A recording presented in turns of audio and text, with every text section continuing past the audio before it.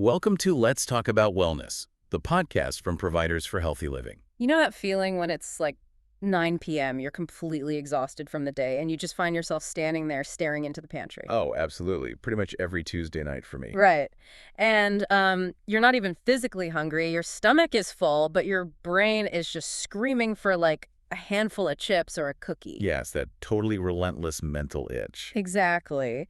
Well, today we are doing a deep dive into something that might actually turn off that screaming. We're talking about GLP-1s. Okay, so we're talking about drugs like Ozempic, Wegovy, Zepbound, the famous weight loss shots. We are, but we're not actually talking about weight loss today. We are talking about the brain. Which is wild because, we've got this massive stack of recent data today. We're looking at neuroscience studies, clinical trials, and they all point to the fact that these drugs are fundamentally altering human mental health. It's a total paradigm shift. Like, for years, doctors just viewed these as metabolic tools, right? Just something to manage blood sugar or help with obesity. Right, something that just works in the gut. Exactly. But the new data is it's glaringly obvious that they are acting as neurological agents, completely independent of what they do to your stomach. Okay, let's unpack this, because the basic idea we all learned was that you take this medication, it slows down your digestion, and your stomach literally stays full longer. Yeah, that's the mechanical explanation. But looking at these deep dive material, these GLP-1 receptors, the little locks that this drug fits into, they aren't just in the digestive tract, they're densely packed all over the brain. Right, and not just in the lower parts of the brain that handle basic physical stuff, like telling you your stomach is physically stretched. So where are they? They're in the deep, ancient parts of the brain, the command centers. We're talking about the areas that completely control reward and reinforcement and emotion. Like the areas that make things feel good. Exactly. The hypothalamus, the ventral tegmental area, the nucleus accumbens all these deep reward centers. These are the parts of your brain that evolved to tell you, hey, that piece of chocolate cake is a high-value prize. You need to eat it to survive the winter. So the drug is actively messing with your motivation to eat, not just your stomach capacity. Exactly. And there's this really fascinating recent study that looked at the newer generation of these drugs, the pills, rather than the older injectable shots. The oral ones, yeah. Yeah. And they found that because these newer molecules are physically smaller, they penetrate way deeper into the brain tissue. Because of the blood-brain barrier. You got it. The blood-brain barrier is basically this microscopic bouncer at the door of your brain. It keeps large molecules and toxins out. So the older drugs were just too bulky to get past the bouncer. Right. They kind of just hung out in the outer lobby of the brain. But these new small molecule pills, they slip right past the bouncer. They get all the way into the central amygdala. The amygdala, isn't that where we process like fear and desire? Yes. Is how we assign emotional value to things. So, instead of thinking of these drugs as a simple fuel gauge that just flips on when your tank is full. It's more like a volume knob. A perfect analogy, yes. Because for a lot of people, that internal stereo is just constantly blasting cravings at max volume. And this drug kind of just reaches in and turns the dial way, way down. Exactly. What's fascinating here is how it turns that volume down. And it all comes back to a chemical most people know. Dopamine. The pleasure chemical. Right. Whenever you encounter something highly rewarding, a donut, a cigarette, even just getting a bunch of likes on a social media post, your brain sends this massive surge of dopamine. It's a signal that says, yes, do that again. It reinforces the behavior. Exactly. But these GLP-1 drugs, they activate something called GABA. And GABA is essentially the primary braking system in your nervous system. So it hits the brakes on the dopamine. Yes. It suppresses that huge dopamine surge. Oh, wow. Meaning the brain literally just stops viewing the donut as a prize. The pleasure derived from it is just stripped right away. Which totally explains why people on these medications say things like, I just don't even care about pizza anymore. Yeah. They aren't pushing the pizza away because they feel sick or stuffed. No, the pizza has just become neurologically boring to them. Neurologically boring. I love that phrasing. But if we're turning down the volume on dopamine, that has to affect more than just food, right? Oh, absolutely. This is bleeding over into an entirely new world of medicine because dopamine isn't just the currency for pizza. It's the currency for everything addictive. Alcohol, nicotine, gambling. Exactly. The pathway in your brain that makes junk food irresistible is the exact same pathway hijacked by addictive drugs. So if you turn down the volume on the craving for cake, You are also turning down the volume on the craving for a cigarette or a drink. The implications for treating substance use disorders are just staggering right now. I was looking at the numbers from the data, and they are almost hard to believe. Like, for patients taking GLP-1s, there was a 68% reduction in the risk of nicotine use disorder. And a 75% reduction for cannabis use disorder. 75%. Yeah. That isn't just a minor statistical blip. That's a massive shift in human behavior. And we're seeing it perfectly mirrored in animal studies, too.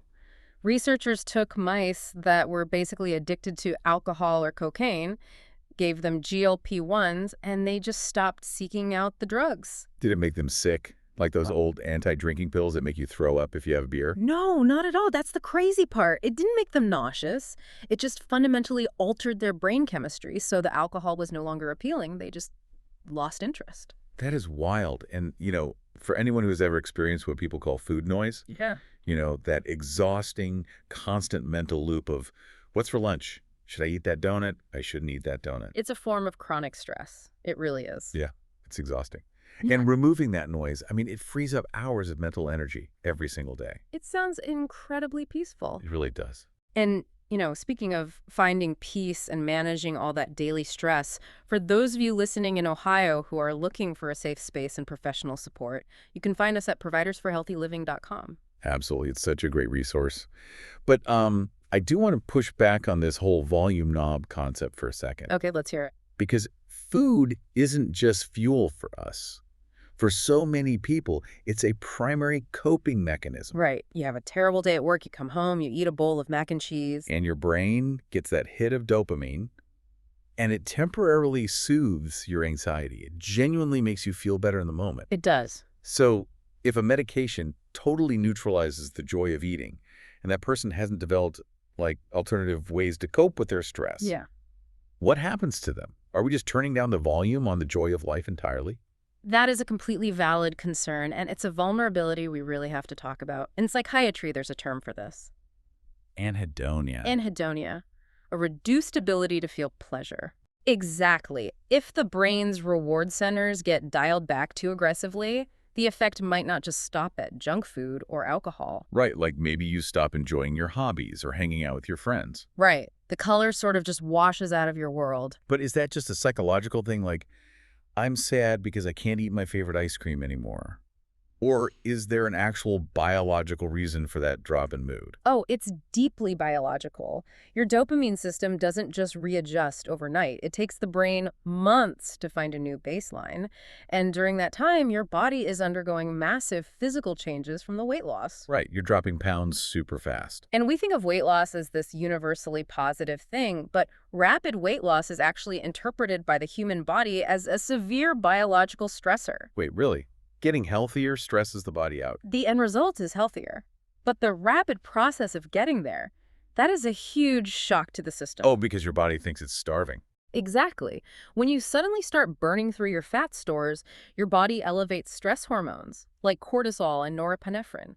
These are chemical alarms going off, telling your brain, hey, our physical environment is drastically changing. Panic. So you've got a brain that is suddenly getting way less pleasure dopamine, while simultaneously your body's pumping out a ton of stress hormones. Right. These hormonal spikes temporarily dysregulate your stress response system. And for someone who is already susceptible, that combination of high stress hormones plus low dopamine is basically a textbook recipe for a mood disorder. Which brings us to the giant flashing red warning light that happened last year. The global panic about these drugs causing depression and suicidal thoughts. Yes. The media hyperbole was everywhere, so we need to look strictly at what the clinical data actually found. Right, because it started with the FDA's Adverse Event Reporting System, the FAERS database. Doctors and patients were logging a disproportionate number of suicidal thoughts while on drugs like semaglutide. But we have to understand what FAERS actually is. It's a spontaneous reporting system, basically like a suggestion box or Yelp reviews for side effects. So it doesn't prove that the drug caused the symptom. Exactly. It only proves correlation in time. You took drug X, and a week later you felt symptom Y. But obviously, any signal involving suicidality demands a massive global investigation. And they definitely investigated it. The European Medicines Agency did this massive review in early 2024. They looked at clinical trials, post-market data, everything. What did they find? They concluded there was absolutely no evidence of a causal link between GLP-1s and suicidal thoughts. And then the US FDA followed up in 2026 with an even bigger evaluation, over 100,000 patients, And the FDA didn't just say there's no link. They literally requested the removal of the suicidal behavior warning from the labels of Wegovy and Zepbound. which is huge. So the initial panic was basically a false alarm. And here's where it gets really interesting. The real-world data actually points in the exact opposite direction. Yes, the Swedish National Health Register study. This is arguably the most robust epidemiological data we have right now. They tracked nearly 100,000 people over 10 years, right? Yeah, including over 20,000 people taking GLP-1s. And the methodology was brilliant. They compared the mental health of the exact same patients during the months they were on the drugs versus the months they were off them. And the numbers are wild.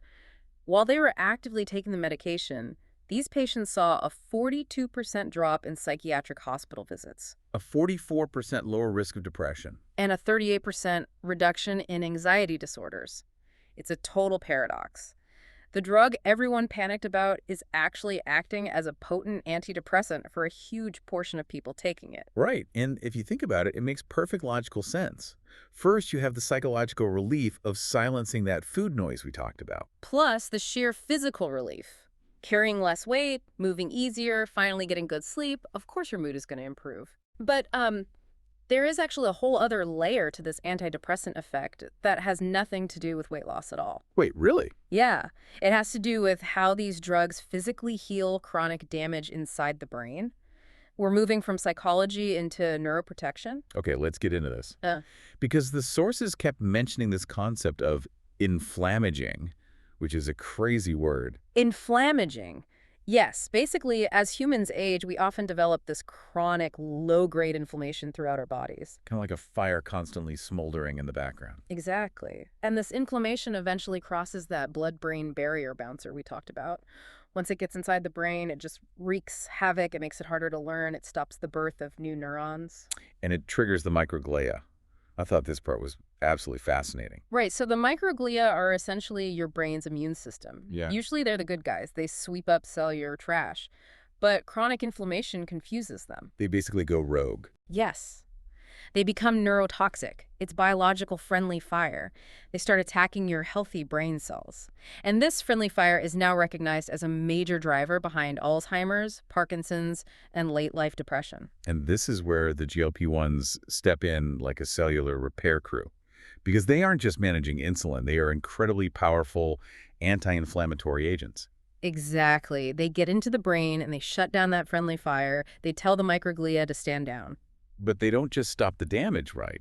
They actually promote healing. Right.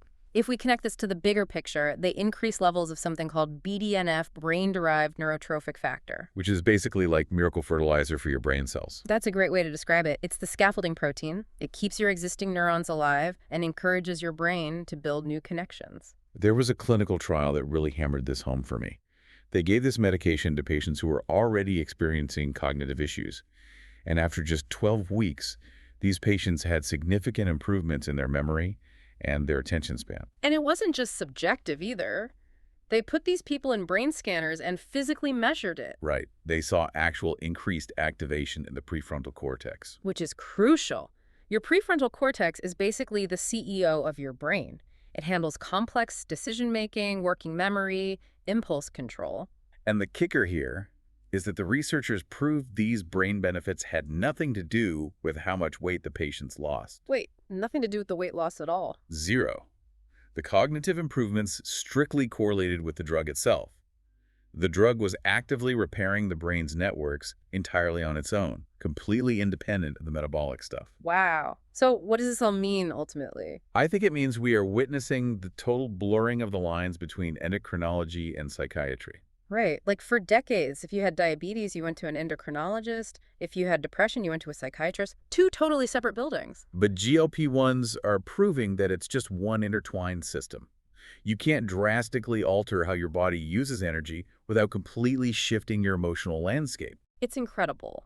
These shots might be famous for shrinking waistlines, but their most profound impact is happening completely in the dark, inside our skulls. Yeah, they're quieting our vices, they're modulating our reward circuits, and they're literally protecting our neurons from aging.